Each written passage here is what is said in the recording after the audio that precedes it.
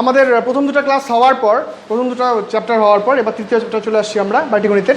সেই চ্যাপ্টারের নাম কি? সেই চ্যাপ্টারের নাম হলো এভারেজ বা গড়, গড় বা এভারেজ। তো এবার গড় বা এভারেজের নর্মালি তো আমরা জানি যে গড় কীভাবে করে, আমরা ছোটো বাচ্চা শিখে আসছি। তো ছোটো বাচ্চা যেটা শিখে আসছি সেটাকে আমি বলতে পারি হোম রুল টাইপ বলতে পারি। হোম রুল মানে যেটাকে আগে থেকে শিখে আসছে, হোম রুল টাইপ। কীরকম জিনিস? এরকম যে হোম রুল বললাম, প্রথমত চ্যাপ্টারের নাম হলো গড়, এভারেজ বা গড়। তো হোম রুল যেটা বলতে চাচ্ছি আমি তোমাদের, হোম রুল, সেটা হোম রুলে কী ছিল? এরকম দিয়ে দিল 3, 4, 5, 6 এদের কি করো? গড় নির্ণয় করো, গড় নির্ণয় করো।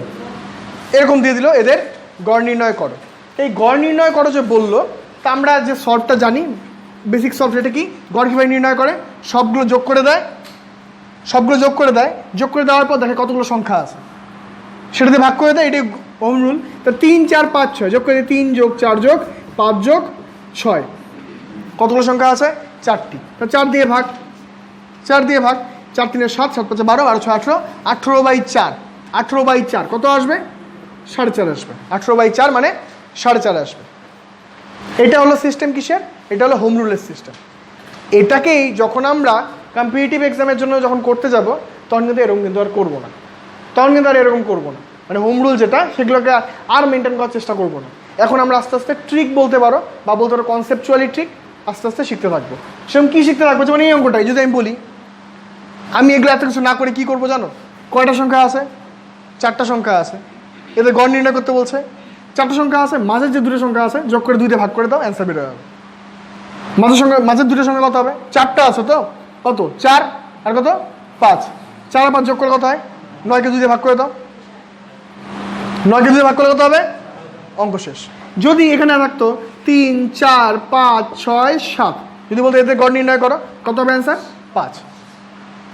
তো এগুলো আমরা শিখবো এখন আস্তে আস্তে। যাই হোক, তো আমি একটা কাউন্টার এক্সাম্পল দিলাম। তো হোম রুল এটা যেটা আমরা করতাম, এখন আমরা শিখবো যে আগামী দিনে করবো কীভাবে কম্পিটিটিভ এক্সামে গড়ের অঙ্কগুলোকে কমপ্লিট করার জন্য।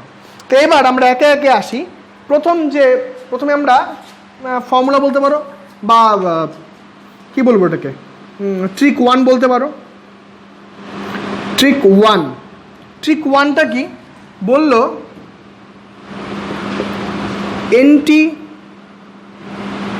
প্রথম এনটি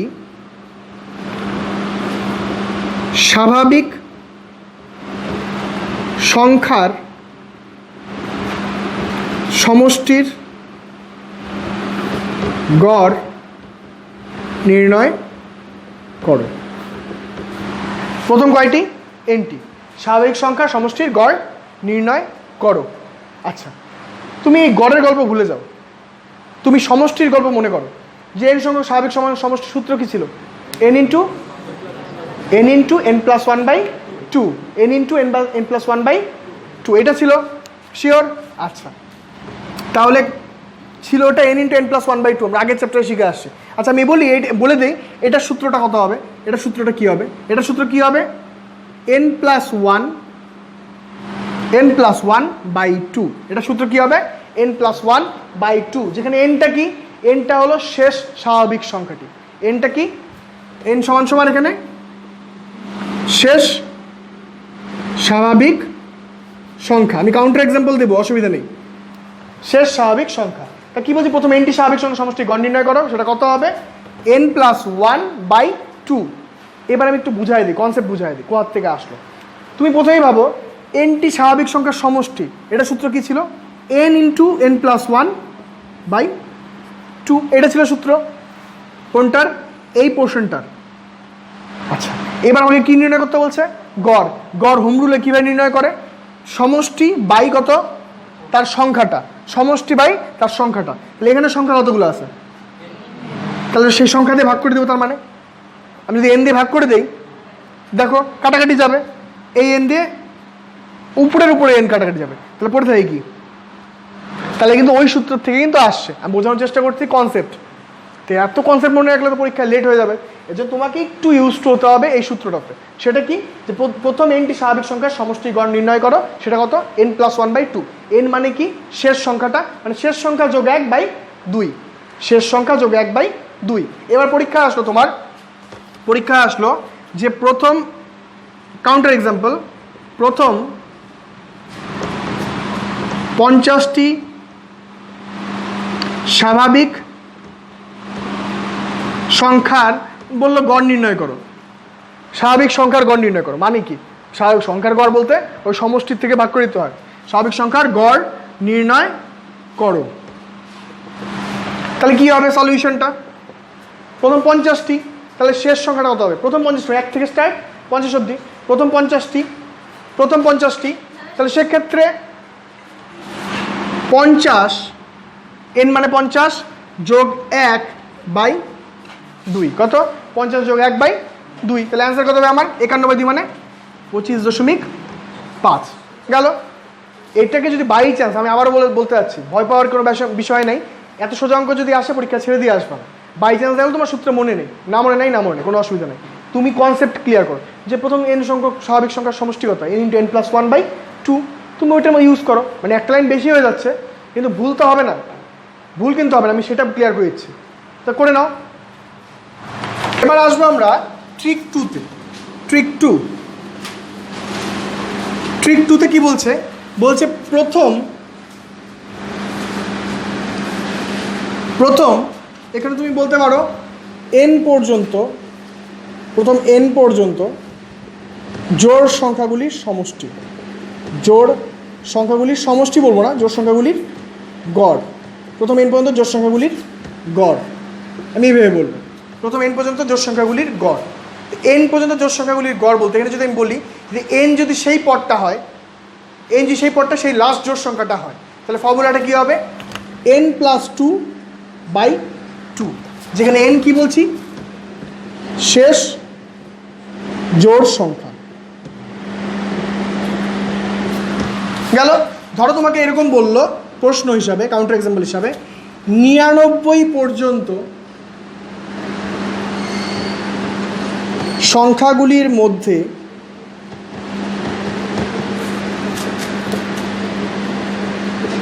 জোড় সংখ্যাগুলির গড় নির্ণয় করো। জোড় সংখ্যাগুলির গড় নির্ণয় করো, এরকম তোমায় বলে দিই। 99 পর্যন্ত জোড় সংখ্যাগুলির, 99 পর্যন্ত সংখ্যাগুলির মধ্যে জোড় সংখ্যার গড় নির্ণয় করো। তাহলে এবার আমি কি বলছি? সূত্র কি? n + 2/2, যেখানে nটা কি? শেষ জোড় সংখ্যা। তাহলে 99 কি শেষ জোড় সংখ্যা? তা শেষ জোড় সংখ্যা কত হবে? তাহলে অ্যান্সারটা এরকম হবে, সলভটা এরকম হবে, 98 যোগ 2/2, তার মানে 100/2 মানে কত হবে? 50। তাহলে সংখ্যাগুলির গড় কত হবে? 50 হবে। বোঝা গেল? ধরো এরকম বললো, next question, counter example same, 100 পর্যন্ত সংখ্যাগুলির মধ্যে জোড় সংখ্যাগুলির গড় নির্ণয় করো। জোড় সংখ্যাগুলির গড় নির্ণয় করো। এবার তোমার জানা আছে কি? তোমার একটা সূত্র জানা আছে, সেটা কি? জোড় সংখ্যাগুলি গড় নির্ণয় করতে গেলে সূত্র কি হয়? n + 2/2, যেখানে nটা কি জিনিস? শেষ জোড় সংখ্যা। nটা কি জিনিস? শেষ জোড় সংখ্যা। তাহলে এবার আমরা বের করব সূত্র কি বলছি? n + 2/2, তো nটা কি? শেষ জোড় সংখ্যা। 100 পর্যন্ত বলছে, শেষ জোড় সংখ্যাটা কত হবে? 100 নিজে। শেষ জোড় সংখ্যা কত হবে? 100 নিজে। তাহলে 100 যোগ 2/2, দ্যাট মিনস 51। ঠিক একইভাবে এই ট্রিক 2 জায়গায় যদি ট্রিক 3 লিখি, ট্রিক 3 লক্ষ্য করো, এখানে কি বলছি? প্রথম n পর্যন্ত জোড় সংখ্যাগুলির গড়, প্রথম n পর্যন্ত জোড় সংখ্যাগুলির গড়। ট্রিক 3-তে লিখি প্রথম n পর্যন্ত, প্রথম কেন বলছি? মানে 1 থেকে স্টার্ট। প্রথম কেন বলছি? 1 থেকে স্টার্ট, কথা বলার চেষ্টা করবা। প্রথম কেন বলছি? 1 থেকে স্টার্ট। প্রথম n পর্যন্ত বিজোড় সংখ্যাগুলির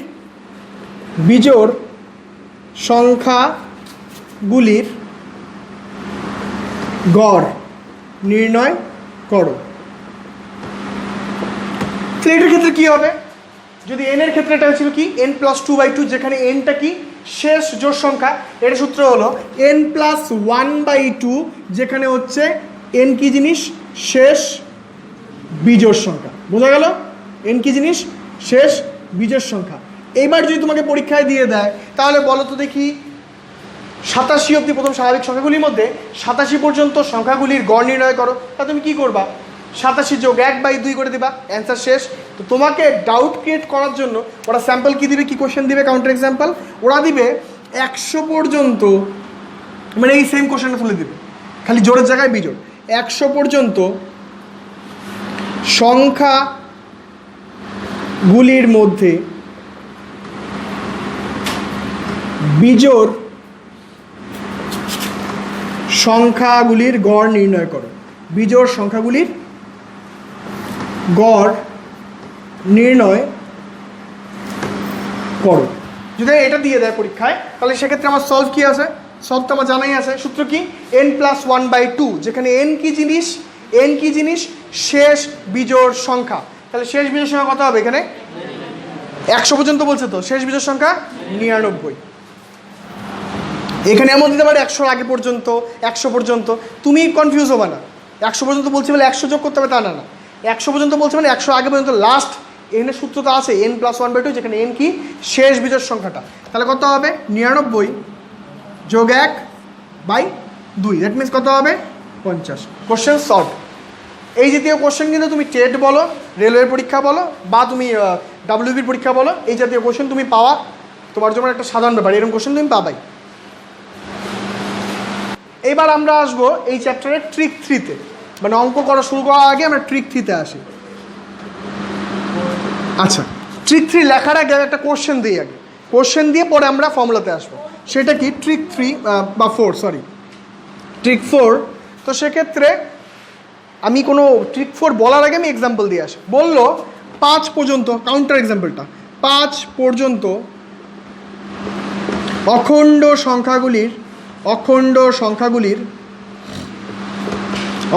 সংখ্যাগুলির গড় নির্ণয় করো। গড় নির্ণয় করো।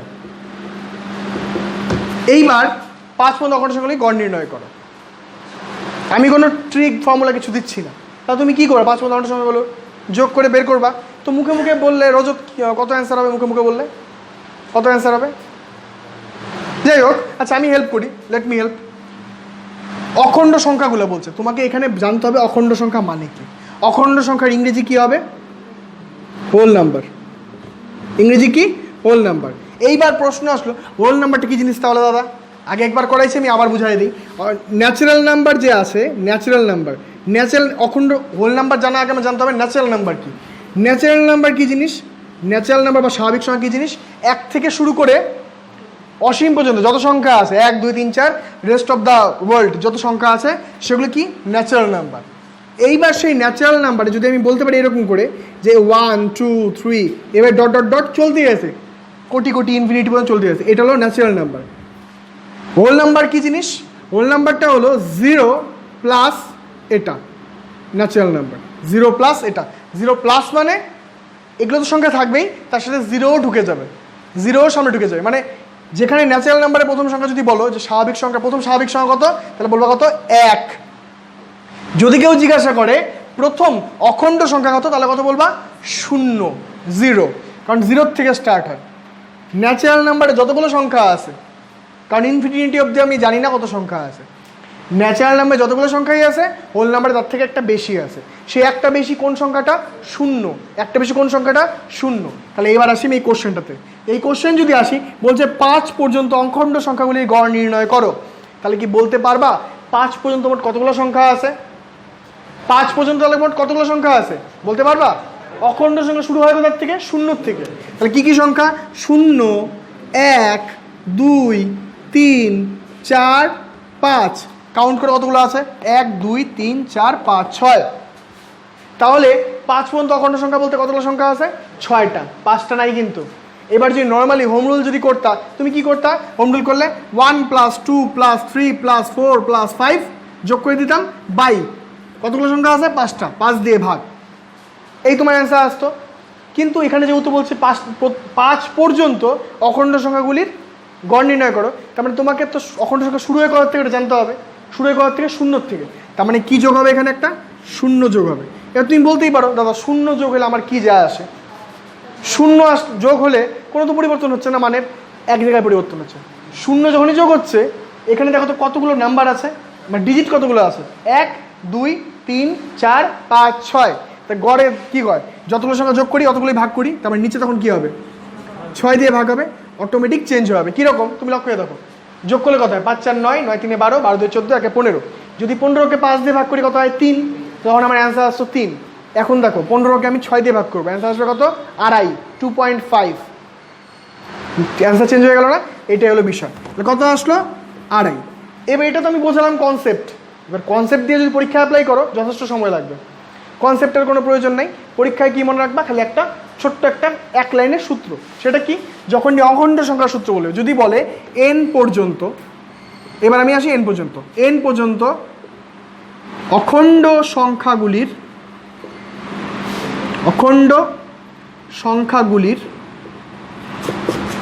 গড়, অখণ্ড সংখ্যাগুলির গড় সমান সমান সূত্র কী হবে, n/2।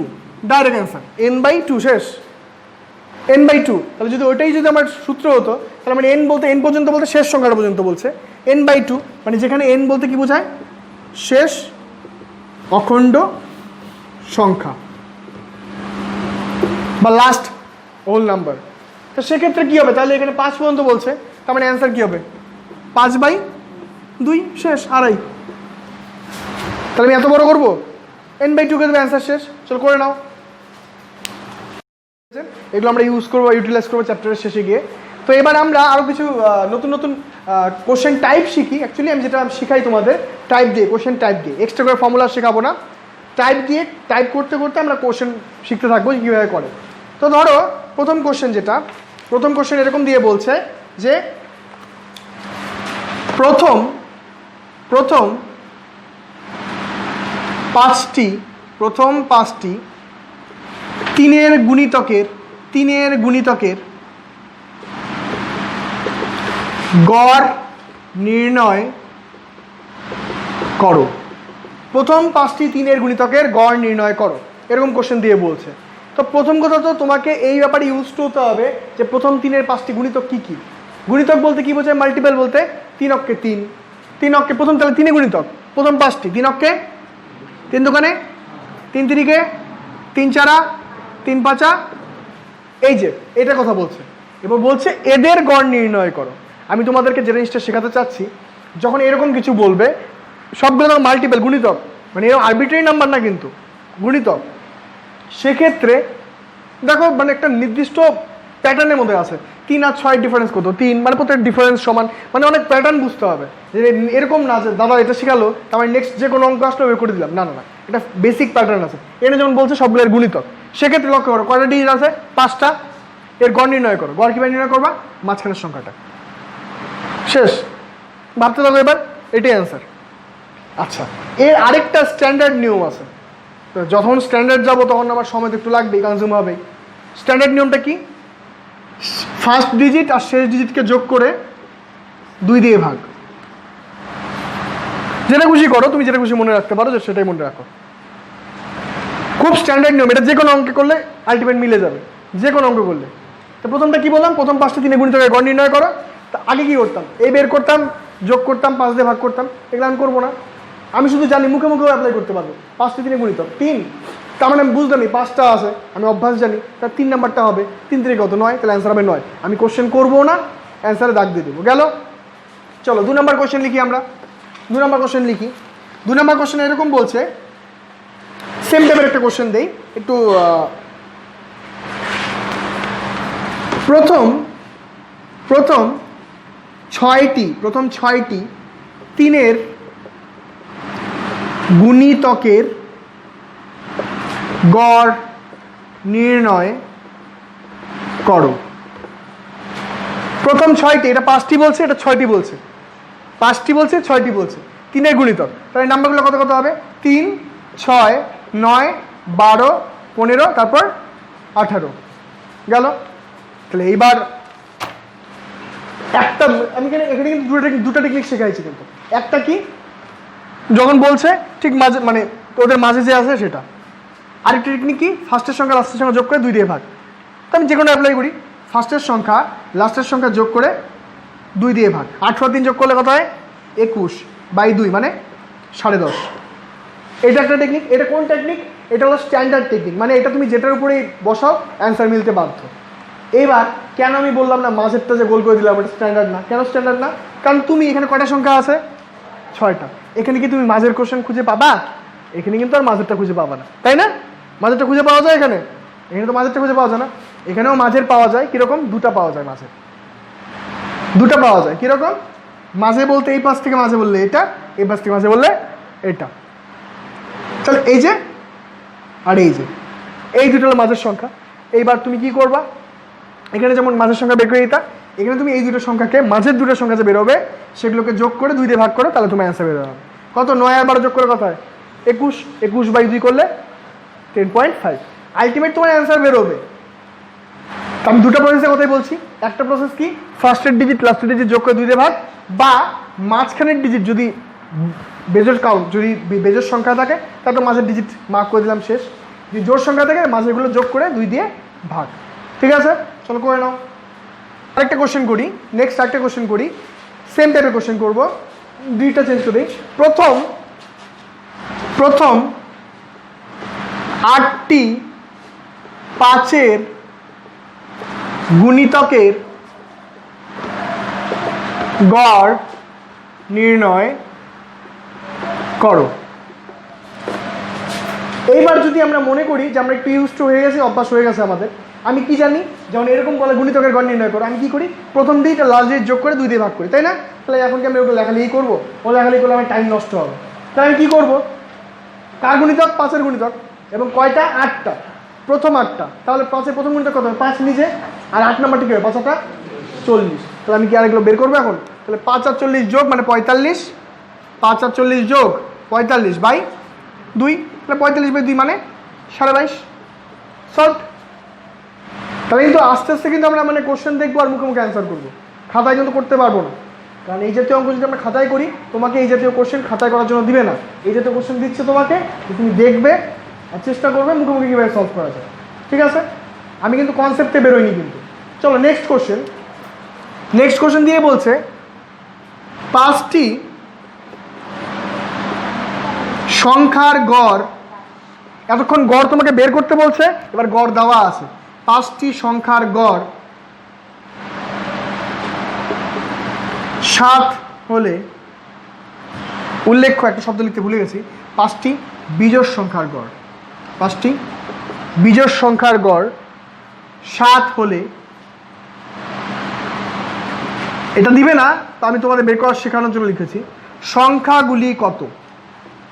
পরীক্ষায় দিবে যে তাহলে পঞ্চম সংখ্যাটি কত, তৃতীয় সংখ্যাটি কত, প্রথম সংখ্যাটি কত, এগুলো দিবে।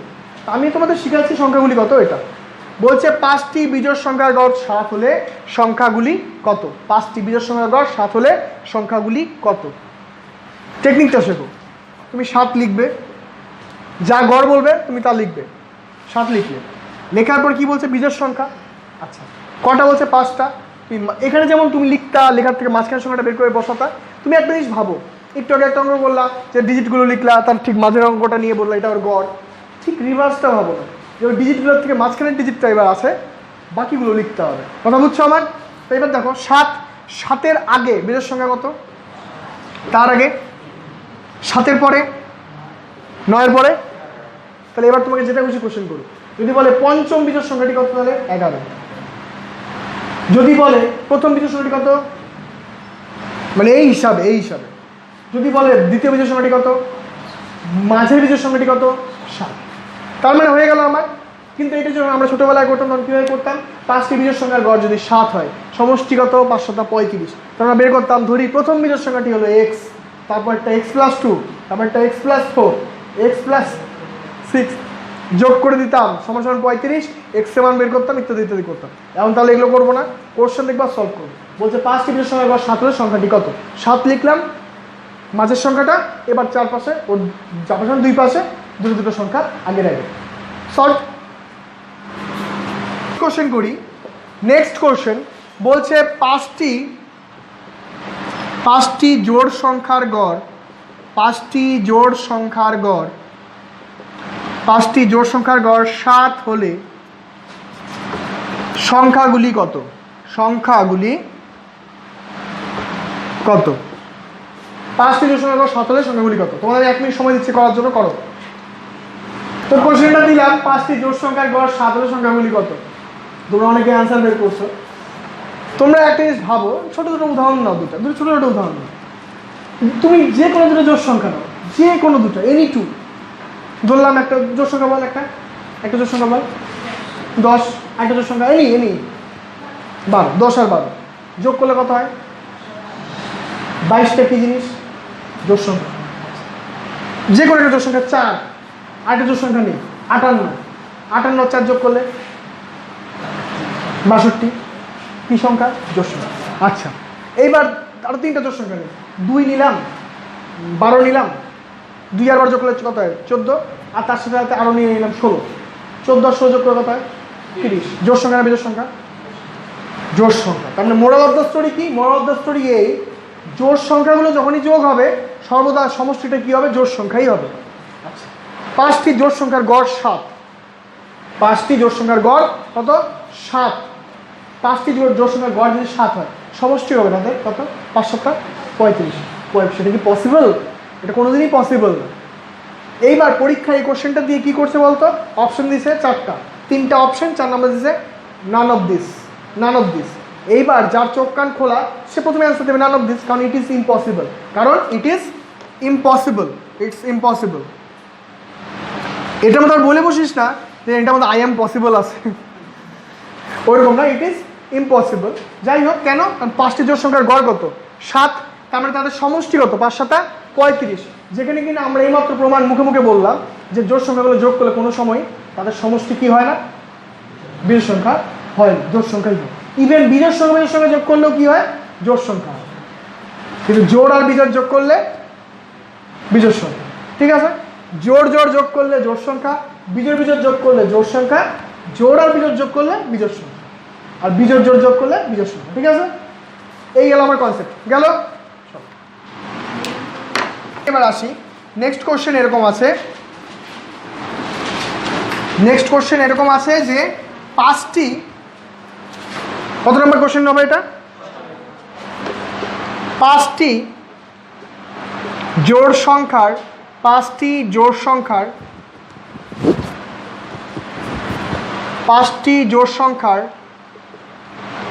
গড় 20 হলে, 5টি জোড় সংখ্যার গড় 20 হলে সংখ্যাগুলি কত? বা প্রথম পদ কত, চতুর্থ পদ কত, ইত্যাদি ইত্যাদি। সংখ্যাগুলি কত? কি বলছি? 5টি জোড় সংখ্যার গড় 20 হলে সংখ্যাগুলি কত, এটা বলছি। একটাই পলিসি আছে, একটাই নিয়ম। সেটা কি? 5টি জোড় সংখ্যার গড়, 5টি বলছে, গড় কত? 20 বলছে। তুমি আগে কি শিখছে? ওই যে মাঝখানে লিখে দেওয়া 20 গড়, যেটা সেটা লিখে দেওয়া। লিখলাম 20-র পরের গড় সংখ্যাটা কত, তারপরে গড় সংখ্যাটি মানে জোড় সংখ্যাটি কত? 24। 20-র আগে জোড় সংখ্যাটি কত? 18 আগে জোড় সংখ্যাটি কত? তার নাম্বারগুলো এই 16 18 20 22 24।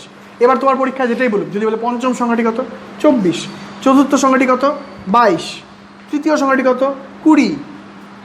গেল? খুব সহজ একটা কোশ্চেন। নেক্সট কোশ্চেনটি দেখো, নেক্সট কোশ্চেনটি ভেরি ইম্পর্টেন্ট। নেক্সট কোশ্চেনটা কি বলছে? বলছে 4টি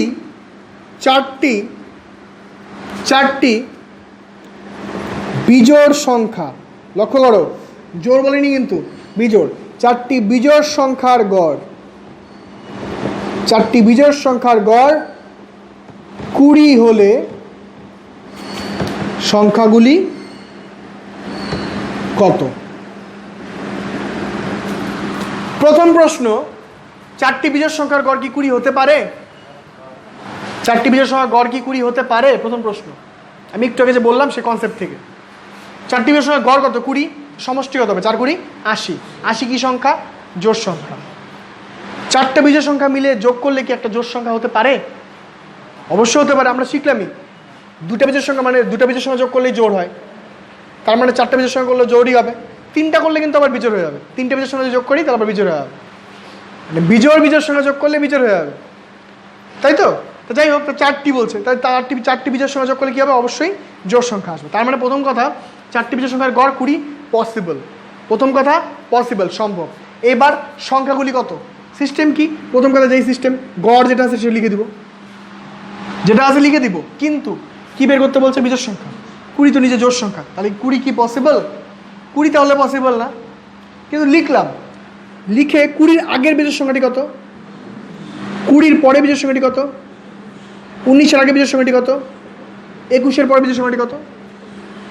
তাহলে 20 শুধু হবে না, তাহলে সংখ্যাগুলি কত কত? 17, 19, 21, 23 যোগ করে দেখো, অ্যান্সার মিলে যাবে।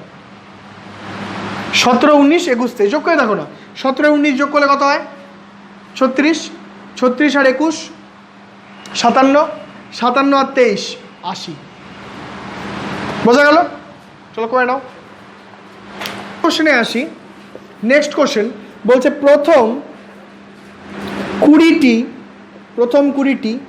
3-এর গুণিতকের গড় নির্ণয় করো। কি বলছে? প্রথম 20টি 3-এর গুণিতকের গড় নির্ণয় করো। 3-এর গুণিতকের গড় সিস্টেম কি শিখা আছে? প্রথম গুণিতক লাস্ট গুণিতক যোগ করে 2 দিয়ে ভাগ। তা 3-এর প্রথম গুণিতক কত হবে? 3 নিজে।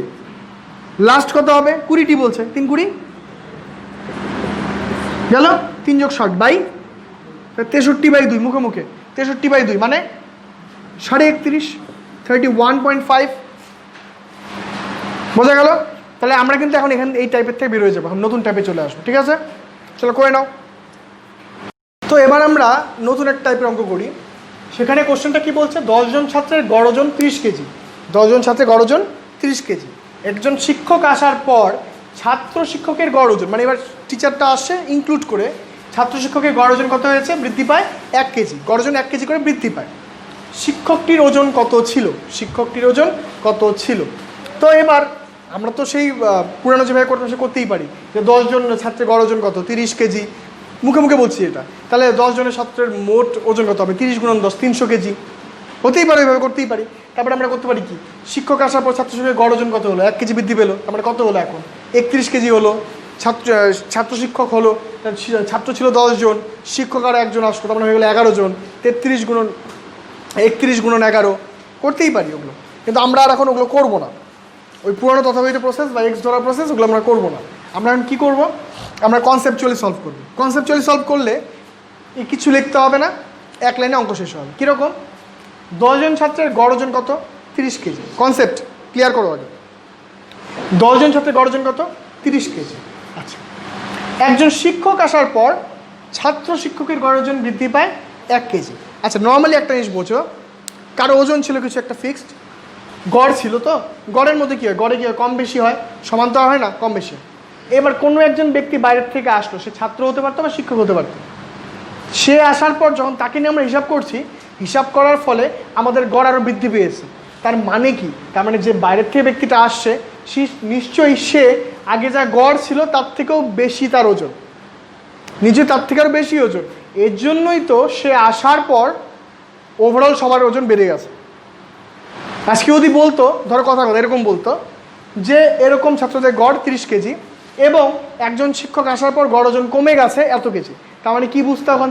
ওখান থেকে বুঝতে পারতো তার মানে নতুন যে ব্যক্তি আসছে নিশ্চয়ই তার ওজন আগের যা গড় ওজন ছিল তার থেকেও কম, আগের যে গড় ছিল তার থেকেও কম। তুমি বুঝতে পারছো কি? নতুন যে আসছে তার গড় ওজন আগের থেকেও বেশি, গড়ের থেকেও বেশি। আর যদি বলতো কমে গেছে তাহলে বুঝতে গড়ের থেকেও কম। কনসেপ্ট বেশি আর কম কেন বোঝাচ্ছি? এই কারণে বোঝাচ্ছি। তার মানে নতুন যে শিক্ষক আছে তুমি জানো তার ওজন কত হবে? 30 কেজি তো হবেই, তার থেকে বেশি হবে। তুমি বলছো 30 কেজি তো হবেই, তার থেকে বেশি হবে। তার মানে নতুন শিক্ষকের ওজন কত ছিল? 30 তো হবেই, তার থেকে আরও বেশি হবে। বেশি হওয়া মানে প্লাস, বেশি হওয়া মানে প্লাস।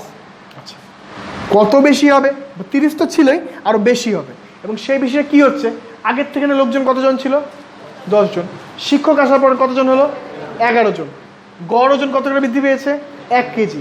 কতজনের? 11 জনের। 11 জনের। সেই 11 জনের কি আগের থেকে ছিল? ছিল না, ওই টিচারের থেকে নিয়েছে।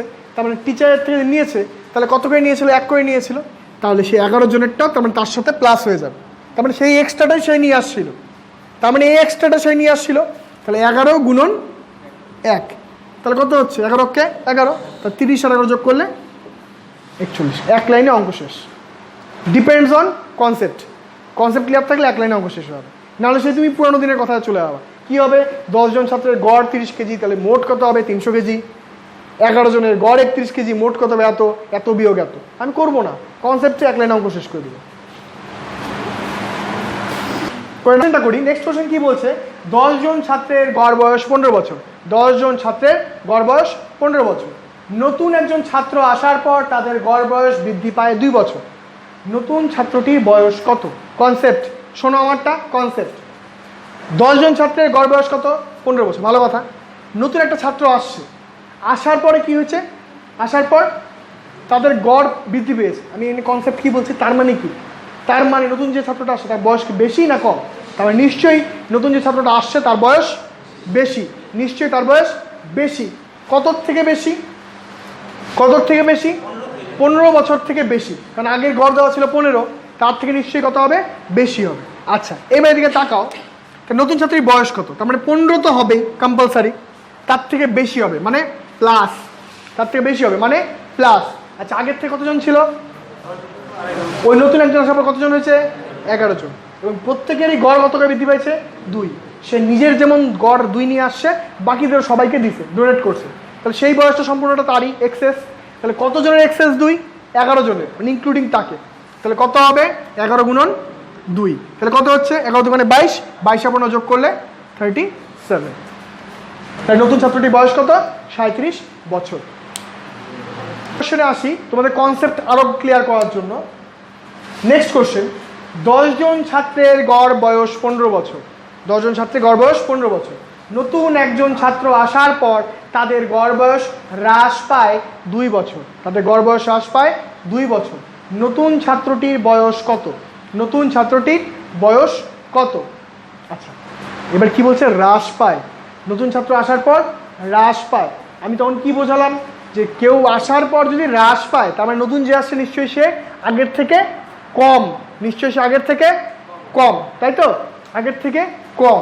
তাহলে এবার তাহলে তার বয়স কত হবে সেটা যদি হিসাব করতে যাই, তাহলে এবার দেখো এখানে 10 জন ছাত্রের গড় বয়স কত আছে? 15। প্রথম কথা 15 তো হবে না, তার থেকে কম হবে। কম হবে মানে মাইনাস। কত কম হবে? সবার হ্রাস হয়েছে কত করে? 2 করে হ্রাস হয়েছে। সবার কত করে হ্রাস হয়েছে? 2 করে হ্রাস হয়েছে। এইবার তাহলে মোট ছাত্র সংখ্যা কত? 10 ছিল, ও আসার পর 11 হয়েছে, এবং প্রত্যেকের গড় 2 করে হ্রাস পেয়েছে। তাহলে কত হবে? 11 গুণন 2, এটা তাহলে মাইনাস হয়ে যাবে। এইবার তাহলে কথা আসলো 15 বিয়োগ 22। এইবার কত আসলে অ্যান্সার আমার? -7। কারো কি বয়স হতে পারে -7? কারোর বয়স -7 হতে পারে? হতে পারে না। তাহলে মানে এখানে যদি মাইনাস যেটা আছে না, সেটা তুমি নিবা না। তুমি কোন ভ্যালুটা নিবা? নিউমেরিক্যাল ভ্যালুটা নিবা, মানে সংখ্যাগত যে মানটা সেটা নিবা। তার মানে সেই বয়সটা কত হবে? 7 বছর। তার মানে নতুন ছাত্রটির বয়স হলো 7 বছর। তুমি হিসাব করে দেখো, মান বসিয়ে থাকো, অ্যান্সার তোমার মিলে যাবে। তুমি এই ব্যক্তিকে 7 বছর বয়স নিয়ে হিসাব করে দেখো, মিলে যাবে। তার মানে আমি বলতে চাচ্ছি যে এরকম আসবে, আসার পর যে মাইনাসটা আসবে সে মাইনাসটাকে নিবা না, তুমি শুধুমাত্র কি নিবা? নিউমেরিক্যাল ভ্যালু নিবা। কি নিবা? নিউমেরিক্যাল ভ্যালু নিবা। নিউমেরিক্যাল ভ্যালু মানে সংখ্যাগত মান। -7 আসছে, বয়স তো মাইনাস হতে পারে না, তার মানে কত হবে তার বয়স? 7 বছর। তুমি শুধু নিউমেরিক্যাল ভ্যালুটা নিবা, ঠিক আছে? চলো করে নাও। কোশ্চেন আসি। নেক্সট কোশ্চেন বলছে 6 জন কর্মীর, কত নম্বর? 12 নম্বর। বলছে 6 জন কর্মীর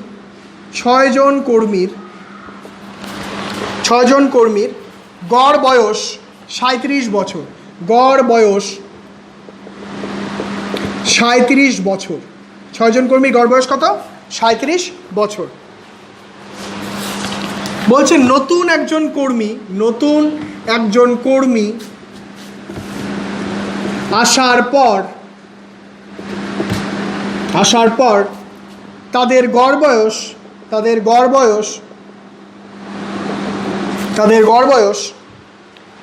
2 বছর কমে যায়। 2 বছর কমে যায়। নতুন কর্মীর বয়স কত? নতুন কর্মীর বয়স কত? নতুন কর্মীর বয়স কত কি বলছে 6 জন কর্মীর গড় বয়স কত 37 বছর। নতুন একজন কর্মী আসার পর তাদের গড় বয়স 2 বছর কমে যায়। কনসেপ্ট 6 জন ছিল 37 ছিল, নতুন একজন আসছে ওদের গড় বয়স কত কমে গেছে, তারপরে নতুন যে ব্যক্তি আসছে নিশ্চয়ই তার বয়স কি হবে আগের গড়ের থেকে কম। কনসেপ্ট কম, তার মানে আগে তো কত ছিল 37 তো ছিল, তারপরে কম হবে মানে মাইনাস, কম হবে মানে মাইনাস। এবার কত কম হবে, নতুন ব্যক্তি আসার পর গড় বয়স 2 করে কমে। আগে কতজন ছিল, এখন কতজন হচ্ছে, গড় তো প্রত্যেকের কমছে না, এখানে এখানে কথা অনুযায়ী প্রত্যেকের কমছে, তাহলে কত করে কমছে, প্রত্যেকের 2 করে কমছে, কয়জনের 7 জনের, কিন্তু এর মধ্যেও ইনক্লুড থাকবে না, তাহলে 37 বিয়োগ 14 কত হবে, তাহলে নতুন কর্মীর বয়স কত 23 বছর। তো বলছে নেক্সট কোশ্চেন 13 নম্বর, বলছে 20 জন ছাত্রের গড় বয়স 12 বছর। 20 জন ছাত্রের গড় বয়স কত 12 বছর। আচ্ছা, একজন ছাত্র চলে যাওয়ায় বাকিদের গড় বয়স কমে যায় 0.2 বছর। আমি বারবার বলি কনসেপ্ট কনসেপ্ট কনসেপ্ট, কেন বলি কনসেপ্ট, এই কারণে তুমি যদি ওটাকে যে এতক্ষণ যে অঙ্ক করে আসছি এই সূত্র মনে করলে তোমার অঙ্ক ভুলে যাবে, সূত্র মনে করলে ভুলে যাবে, সূত্র না কনসেপ্ট। প্রত্যেকটা লাইন পড়ো, লাইনের মধ্যে গল্প আছে। 20 জন ছাত্রের গড় বয়স 12 বছর, ভালো কথা। একজন ছাত্র চলে গেছে, তাহলে কিন্তু 20 নাই, কিন্তু চলে যাওয়ায় বাকিদের গড় বয়স কমে যায়, বাকিদের, তার মানে বাকিদের মানে এখন কত জনের গড় বয়স কমে যায়, একজন চলে গেছে, তার মানে 19 জনের গড় বয়স কমে যায়। কার 19 জনের, ক্লারিফাই করো। তুমি যদি আগের সাথে যদি মিলাও তাহলে ভাববা আগেরটা তো একই করতাম, 20 থাকতো 20 করতাম, একজন গেলে 21 করতাম, এমন করতাম না, কিন্তু এখানে কিন্তু ওটা হচ্ছে না, কিন্তু কনসেপ্ট পিওর কনসেপ্ট। 20 জন ছাত্রের গড় বয়স কত 12 বছর, সে তো আছেই। একজন ছাত্র চলে যাওয়ায় বাকিদের গড় বয়স কমে যায়। বোঝো, একটা গ্রুপ আছে, সেখান থেকে তাদের একটা গড় আছে, কম বেশি আছে, একজন চলে যাওয়াতে বাকিদের গড় বয়স কমে যায়, তার মানে যে গেছে নিশ্চয়ই সে বেশি বয়সে নাকি কম বয়সে, নিশ্চয়ই সে বেশি বয়সে, তার মানে যে গেছে সে নিশ্চয়ই কত বয়সে, বেশি বয়সে। কত থেকে বেশি, গড় যা আছে তার থেকে তো বেশি হবে, তাহলে গড় কত আছে 12 আছে, কারণ তোমাকে বের করতে বলছে চলে যাওয়া ছাত্রটির বয়স কত। তাহলে নিশ্চয়ই প্রথম কথা কনসেপ্ট কি, প্রথম কনসেপ্ট যে ছাত্রটা গেছে তার বয়স কি, কম না বেশি, কম না বেশি, বেশি, প্রথম কনসেপ্ট। কত বেশি, গড় যা আছে তার থেকে বেশি হবে, তার মানে 12-র পরে আমি কি দিয়ে দেবো প্লাস, কনসেপ্ট পিওর কনসেপ্ট। এইবার কত বেশি, ওই যে যতটা ওদের কমাই দিয়ে গেছে অতটা বেশি, কত বেশি, যতটা ওদের কমাই দিয়ে গেছে, কাদের, ওই যে বাকি ছাত্র ও চলে যাওয়াতে বাকি ছাত্রদের বয়স কমে গেছে না, কত কমছে 0.2, বাকি ছাত্র মানে কত, মোট ছিল কত 20, ও চলে গেছে, বাকি আর কতজন আছে, তার মানে 19 জনের যে 0.2 বছর করে কমাই দিয়ে গেছে সেটা কার বয়স ছিল, সেটা ওর ছিল, তার মানে এই 12 তো ছিলই, তার সাথে ওই এক্সেস বয়সটাও, তার মানে সেই ওই এক্সেস বয়সটা, সেই এক্সেস বয়সটা কত 0.2 বছর, কত জনের 19 জনের, তাহলে 19 দোকানে হয় 38 হয়, 19 দোকানে 38, দশমিক দিয়ে আছে, আমি দশমিক দিয়ে অ্যান্সার করবো, 19 দোকানে 38 এক ভাগে দশমিক 3.8, তার মানে অ্যান্সার কত হবে 15.8 বছর, তার মানে ছাত্রটার বয়স কত হবে 15.8 বছর। কোশ্চেন, আমি বারংবার বলছি কনসেপ্ট ক্লিয়ার করো, ফর্মুলা শেখার দরকার নেই, কনসেপ্ট ক্লিয়ার করলে এমনি অঙ্ক হয়ে যাবে, ফর্মুলা দরকার হবে। বলছে 10 জন ব্যক্তির গড় বয়স 28 বছর, প্রথমে এটা ক্লারিফাই করো, 10 জন ব্যক্তির গড় বয়স 28 বছর, এটা নিয়ে কোনো ডাউট নেই। চলো নেক্সট লাইন, একজন ব্যক্তি চলে যাওয়ায়, একজন ব্যক্তি চলে গেছে, যাওয়ায় বাকিদের গড় বয়স বৃদ্ধি পায়। এতক্ষণ দেখো কী হচ্ছিল, আমি সূত্র ভাবলে কিন্তু তাহলে কিন্তু আমার মনে হবে আগেরটা কী করছি পরেরটা কী করছি, সূত্র ভাববো না, কনসেপ্ট, পার অঙ্কে পার কনসেপ্ট।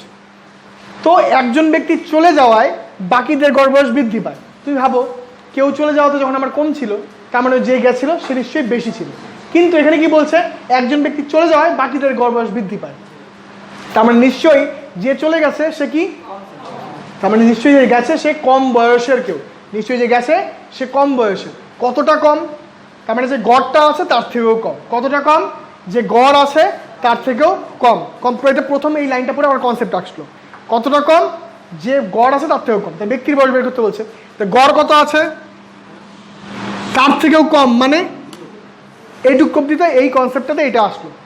এইবার আসবো কত, কত বের করতে গেলে, এবার সে যাওয়াতে বাকিদের বলছে না, সে যাওয়াতে বাকিদের গড় বয়স বৃদ্ধি পায়, সে যাওয়াতে বাকিদের গড় বয়স বৃদ্ধি পায়, তার মানে কত কম, তার কত কমের মধ্যে লুকায় আছে, বাকিদের তো কয়জন ছিল 10 জন ছিল, সে যাওয়াতে বাকিদের গড় বয়স বৃদ্ধি পায়, বাকি কয়জন আছে 9 জন, তাদের কত করে বৃদ্ধি পাইছে 1 করে, তার মানে সেটা ওর ঘরের মধ্যে ঢুকেছিল, সেটা বের করে দিব আমরা, তাহলে বাকিদের কতজন আছে? 9 জন। প্রত্যেকের কত করে বৃদ্ধি পেয়েছিল? 1 করে। তাহলে 28 বিয়োগ 9, দ্যাট মিনস, তার মানে চলে যাওয়া ব্যক্তির বয়স কত? 19 বছর। শেষ। কিন্তু কোনো ফর্মুলা ইউজ করি নেই, কিন্তু কনসেপ্ট যদি ক্লিয়ার থাকে 1 লাইনে অঙ্ক শেষ। আমি করলাম 10 জনের তেল 280 বছর, এটা ওটা করলাম, কিচ্ছু করলাম না, শুধু কনসেপ্ট দিয়ে অঙ্ক চল। ঠিক আছে, চলো আজকে এতটুকুই।